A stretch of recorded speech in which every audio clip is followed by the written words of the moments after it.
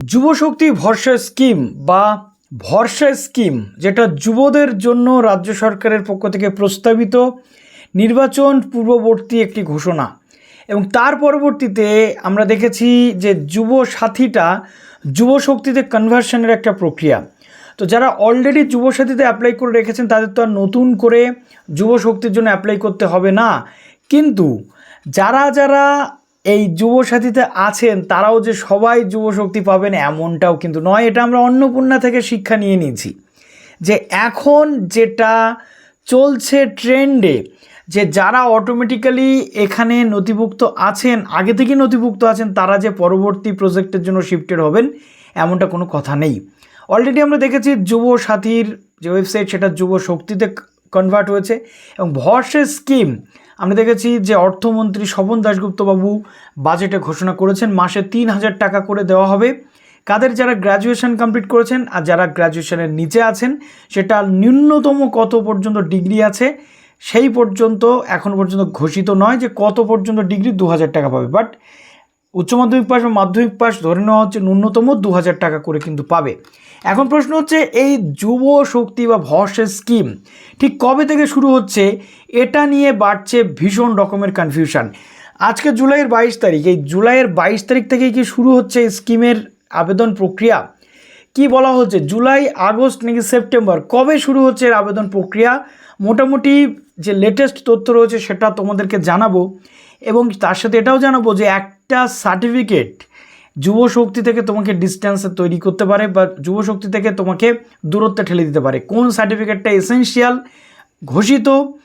ঘোষিত হতে চলেছে, স্কিমের আওতায় আসবে কারা, আসবে না, পারিবারিক ইনকাম থেকে শুরু করে কি কি তথ্য উঠে এসেছে পুরোটা শেয়ার করবো। যারা নতুন আছে অবশ্যই চ্যানেলটিকে সাবস্ক্রাইব করে পাশে থাকা বেল আইকনটি ক্লিক করে দাও, তাই সমস্ত তথ্য তোমরা টাইম টু টাইম এখান থেকে পেয়ে যাও। তো প্রথম শর্ত হচ্ছে রাজ্যের কর্মহীন যুবক যারা আছো বা আছেন তাদের জন্য স্কিম। প্রশ্ন হতে পারে যে আমি গভর্নমেন্ট সার্ভিস করি না, আমি কি পাবো? না, প্রাইভেট সার্ভিস হোক, কন্ট্রাকচুয়াল হোক, তুমি যদি যে কোনো কাজের সাথে কানেক্টেড থাকো তাহলে কিন্তু তুমি এই স্কিমের আওতায় আসবে না। রাজ্যের কর্মহীন অর্থাৎ একেবারে আনএমপ্লয়েড যারা যুবক যুবতী আছো বা আছেন, এই টাকাটা কিন্তু তাদের জন্যই দেওয়া হবে। যুবশক্তি ভরসা স্কিম তাদের জন্য কিন্তু দেওয়া হবে, এবং মাসে 3,000 করে গ্র্যাজুয়েশন পাস করেছে যারা তাদের, আর তার নিচে যারা আছে তাদের।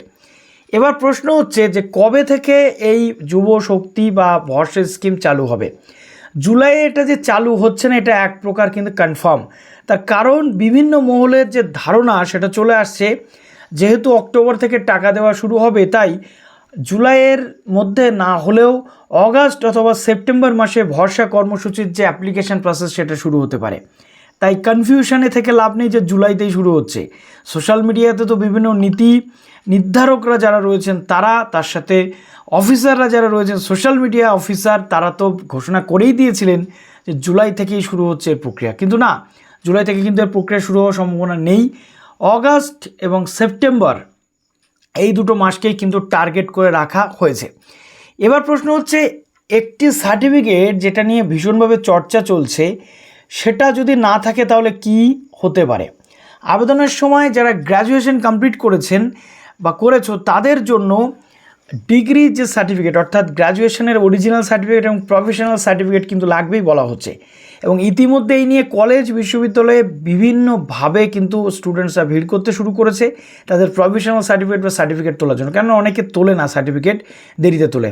কিন্তু আমি একটা কথা বলি, প্রফেশনাল সার্টিফিকেট তাদেরই লাগে যাদের গ্র্যাজুয়েশন বা পাস সার্টিফিকেট থাকে না।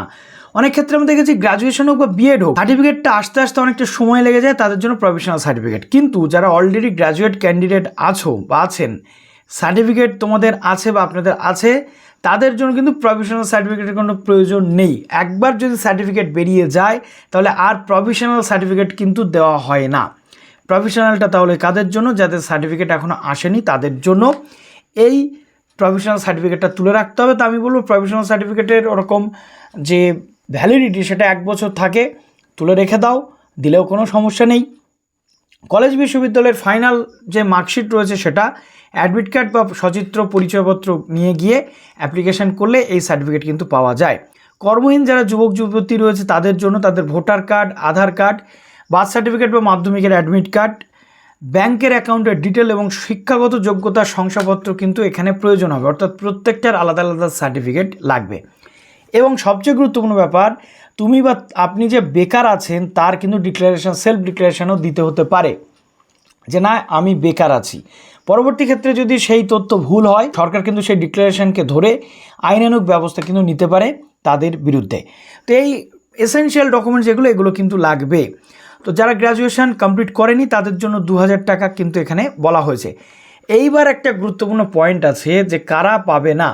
যারা কোনো না কোনো চাকরি বা কাজের সাথে যুক্ত তারা এটা পাবে না। দ্বিতীয়ত, পারিবারিক ইনকাম প্রথমে 1 লাখ টাকা ঘোষিত হলেও বছরে পরবর্তী ক্ষেত্রে মুখ্যমন্ত্রী সেটা শুধরে দেন। তিনি বলেন যে না, মান্থলি 1 লাখের নিচে ইনকাম হলে তবেই কিন্তু পাওয়া যাবে, অর্থাৎ বছরে 12 লাখের ডেডলাইন বেঁধে দেওয়া হয়েছে। আয় মাসে 1 লক্ষ টাকার কম এবং সেই পরিবারের যদি কোনো সুবিধা কেউ না পায়, সরকারি সুবিধা, তাহলে এটা কিন্তু পাওয়া যাবে। এবার প্রশ্ন হচ্ছে যে ক্যান্ডিডেট হিমসেলফ অথবা হারসেলফ যদি এই সামাজিক প্রকল্পের সুবিধা না পায় তাহলে সে পাবে কি না। কিন্তু একটা জিনিস আমি বারবার বলবো, যেটা হচ্ছে পরিবার নিয়েই হচ্ছে। পরিবারের কেউ যদি কোনো প্রকল্প পায় তাহলে কিন্তু যুব শক্তি বা ভরসা স্কিমের আওতায় আসবে কি না সেটা নিয়ে প্রশ্নচিহ্ন রয়েছে। এখনই আমি কিছু বলবো না, বাট পরবর্তী ক্ষেত্রে সেটা কিন্তু ক্লিয়ার হয়ে যাবে। ওকে, তো মোটামুটি এই ছিল তথ্য। এখনই শুরু হচ্ছে না, জুলাই মাসে তো হচ্ছে না, অগাস্ট অথবা সেপ্টেম্বর দিক থেকে কিন্তু এর ফর্ম ফিল আপ প্রক্রিয়া শুরু হবে। আর বলে রাখি, যারা নতুন অ্যাপ্লাই করবে তাদের জন্য তো এটা বললাম, যারা যুবসাথীতে নাম নথিভুক্ত ছিল তাদের থেকে অনেক কাটাছেঁড়া হবে। এবং আমার যেটা ব্যক্তিগতভাবে মনে হয় যে যুবসাথী যেটা রয়েছে, যুবসাথীর যে পুরো ডেটাবেস সেটা অটোমেটিক্যালি যুবশক্তিতে কনভার্ট হবে এমনটা নয়, সবাইকেই আবার নতুন করে আবেদন করার জায়গা কিন্তু হতে পারে।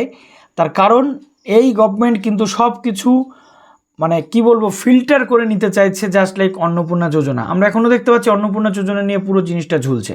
তো চলো ভিডিওটা শেষ করলাম, ভালো থেকো সবাই, বেস্ট অফ লাক।